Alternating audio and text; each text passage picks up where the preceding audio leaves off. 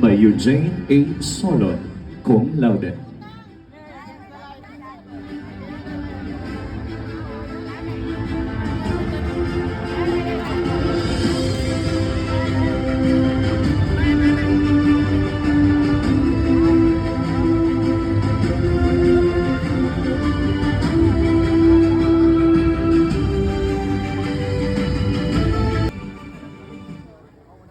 To our respected college president, members of the executive committee, our deans, program heads, faculty members, administrators, proud parents and families, honored guests, friends, and my fellow graduates from all colleges.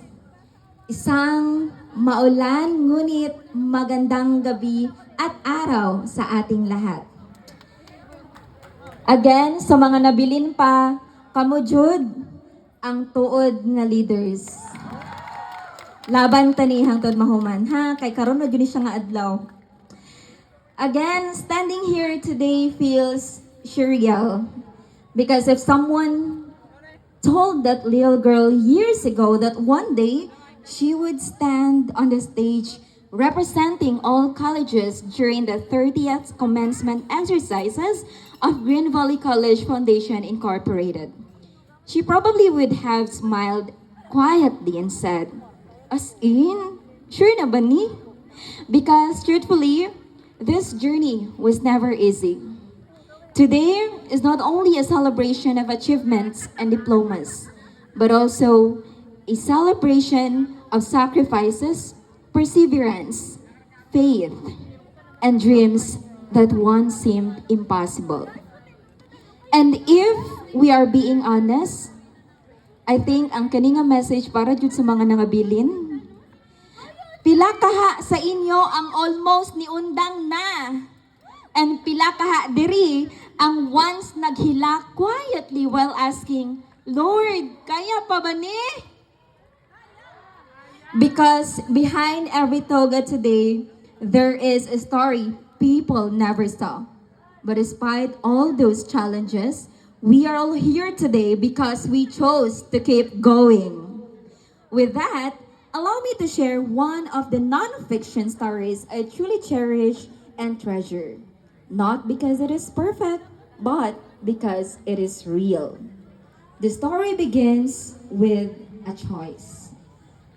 There was once a little dreamer from Davao City, a girl who loved planning her future. Everything was written carefully in her journal. Goals, timelines, specific dates, dreams she wanted to achieve one by one. She thought life would happen exactly the way she planned it. But life has a funny way of redirecting people. After serving as a full-time church missionary for 1 year and 6 months, she was finally ready to continue college. Everything was prepared already. Requirements complete. Documents ready. Dream school waiting. The plan was clear. Continue studying at University of Mindanao. Murag, okay na tanan, di ba? But suddenly, life said, "Not this way." Because when she tried to enroll, it was already too late. Even late enrollment was no longer possible. She heard words she never wanted to hear. Next opening na lang ga. For some people, maybe that was just a delay. But for a dreamer, it felt like watching a door close while your hands were still reaching for it. Muragog ka ng inyong klase 7 a.m. sa buntag, pero naga-PM pa mo, pakiingon si ma'am, present ko. Have you ever experienced praying so hard for something only to hear no repeatedly? Kana bitawng feeling nga ready na kayo ka, pero dili pa di ay time. Yet, despite the disappointment, she still tried. Gamayng tao no, pero di siya gusto musuko dayon. Alone, she went from one institution to another. Ateneo de Davao University, Mapua University, other colleges around Davao. But every place seemed to echo the same answer. Close na jud ang admission. And sometimes, life becomes painful quiet after too many rejections. So, she did what exhausted dreamers often do. She rested, not giving up, just resting. And maybe someone here today needed to hear this too. Resting does not mean failing. Delayed does not mean denied. One night, lying on her bed, disappointed and emotionally drained, she randomly scrolled through Facebook just to somehow ease the heaviness she was carrying. Then, suddenly something caught her attention. A headline: Academic Flexibility. She scrolled back up immediately. She even grabbed her eyeglasses just to make sure she read it correctly. And I can almost hear her saying, "Huy, seryoso ni? Pwede ba day mag-eskwela habang katrabaho niya dili sa eskwelahan?" Nag-exist din ang inani. That small moment changed everything. She contacted the school immediately, asked questions, inquired, hope again. And for the first time, after so many closed doors, one finally opened. That little dreamer became an academic flexibility student from first year to second year as a Bachelor of Secondary Education major in English student. And while studying, she worked. Not for luxury, not for extra allowance, but to survive. Working students, where are you? So please, leaders, give yourselves a round of applause. Because surviving school while surviving life at the same time is a different kind of strength. From first year to second year, she worked in a call center while attending classes every Saturday and Sunday. Imagine the exhaustion. Working while reviewing lessons, answering customer concerns while silently fighting personal battles, smiling professionally while carrying homesickness, pressure, and uncertainty. And maybe today, some graduates here know exactly what that feels like. The student who cried quietly in boarding houses, shout out sa mga naka-boarding house lang diri. The students who skip meals just to save money. Kay dili ta anak sa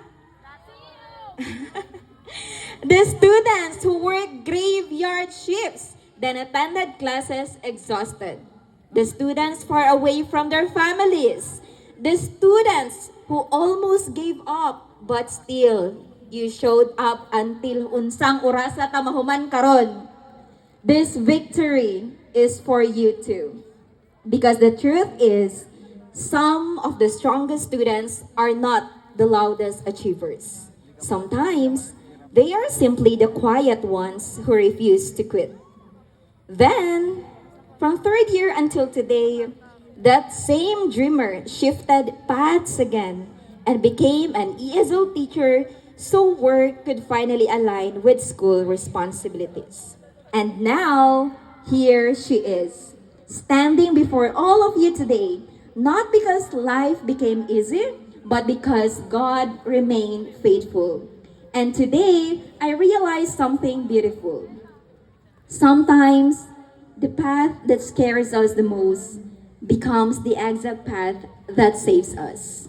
And sometimes, the detours we cry about today become the testimonies we thank God for tomorrow. So today, on behalf of the graduating class, I offer our deepest and sincerest gratitude. To our dear parents and families, thank you for loving us through every breakdown, every financial struggle, every late night worry, and every uncertain season. Some of you sacrifice comfort just to send us to school. Labi na sa masa akong mama nga sensitive kaayo, layo daw kay ko, pero basig kinsa day mo timpla og kinsa day mo timpla og gatas, mga og biskwit, pero proud kay ko ma. Asa man ka dira karon kay gikaya nimo nga layo ko sa imuha for 2 years. Some here worked tirelessly without ever complaining. Some prayed silently while carrying burdens we never even saw. This diploma is not ours alone, it is yours too. To our teachers, instructors, mentors, and school administrators, thank you for believing in students who are still learning how to believe in themselves. Thank you for your patience, for your corrections, for your encouragement, for seeing potential even during the moments we felt lost. You did not only teach lessons from books, you helped shape lives. And I'm sure many graduates here would agree with me when I say this. One encouraging teacher can truly change a student's life. And to my fellow graduates, please remember this. Not everyone's journey will look the same. Some finish fast, some arrive exhausted, some walk confidently, some arrive carrying scars no one ever knew about. But please, leaders, before you leave, I want you to please remember this. Never measure your worth based on someone else's timeline. Because success is not only about arriving early. Sometimes success is simply surviving every day without giving up. Especially to the working students, the breadwinners, the students far away from home, and the quiet fighters. I hope you never forget this moment. You made it. Against the odds, against fears, against exhaustion, against every voice that told you, maybe you cannot. And yet, here you are. And before I end, allow me to leave this with everyone here today. Some victories are loud, but the most meaningful ones are often won quietly. So, to all the quiet dreamers in this wide place, please keep going because the quiet ones win too. Thank you so much, everyone, and above all, to our Heavenly Father, this victory is all yours. Leaders, once again,